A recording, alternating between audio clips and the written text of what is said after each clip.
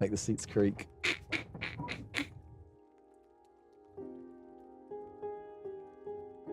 So much energy went into being a portable church, and we knew that we needed a home. We knew we needed a place to kind of be the center, the hub for all of our activities. When we were processing the decision to purchase the land for this building, and at the time we didn't have much money in the bank.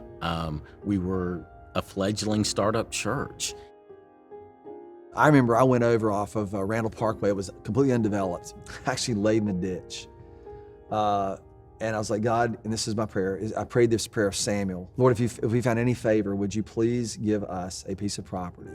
And the phrase I actually used was that would cause most developers to wonder how in the world this church got it. We made an offer on a warehouse out in North Chase. We lost that. We lost about $250,000. And I thought we'd killed the church. I go into my office on Friday morning. There was a real estate agent in my office. And she told me, she said, I found the piece of property that y'all need and nobody knows it's for sale. It was this piece of property on Cardinal Drive, 32 acres. Go back to the board meeting and I tell them what the deal is, and they want $100,000 of earnest money. And we're looking at each other going, we can't make this public, so we can't raise money publicly. And I don't know that we can figure out how we can do this. We needed to decide whether or not we were going to put a contract and basically empty out our checking account to put a contract on the property to build this building. One of our board members at the time, who's now on staff, Rick Schaefer, made the comment that what God's asking us is to have enough faith to sign the contract. He said, God's not asking us for $4 million. He's only asking us for $100,000. That's the next step. We don't have to have everything figured out about how we're going to pay for it. This is the faith he's asking for us now. So we signed the contract on that Thursday, and we had to put down $100,000, which was pretty much, I think, either half or 3/4 of what we had in the bank. So we signed a contract agreeing to do that on Thursday.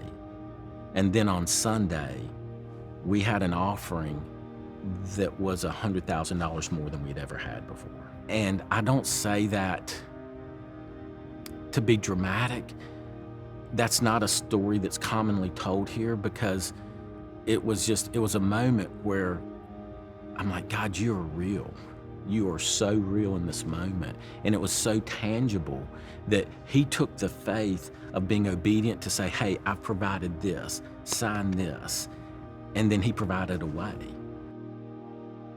We stand there and pray over this land. And I can't remember who it was now, but someone looks up and the green street sign, it's Vision Drive. How could that be? How could that possibly be?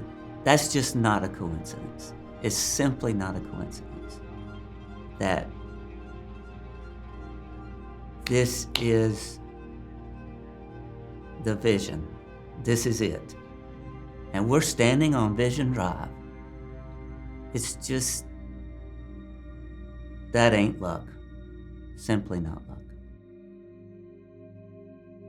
When they were pouring the foundation, I remember coming over here, we had hard hats, and we prayed over the building as staff, and we were able to leave our handprints. And I think about that sometimes when I come in through the staff doors. At the time, it was like it was really a miracle, the fact that we were building and that we had this land, because we had so many starts and stops before. And to be able to do the handprints and pray as a staff member, there was an element of thankfulness, gratefulness, of even pride, like these are my coworkers that I get to do this with. And not only are they my coworkers, they're my church family. Once the building was built, it took off. We went from probably 3,000 people to 5,000, almost 6,000 people. And at that point, it's surreal. There's so much excitement. There's so many things happening, and you're just hanging on. or at least I was hanging on, and I had kind of a panic attack. I drove in the back, and I drove all the way around the building, and just real slow, and I'm just looking at this thing going, oh my gosh. And I pulled around and back, and I parked back here behind my office. And I sat in my car, and I just said, what have I done? What have I gotten myself into? All these people think that I know what I'm doing, and I don't.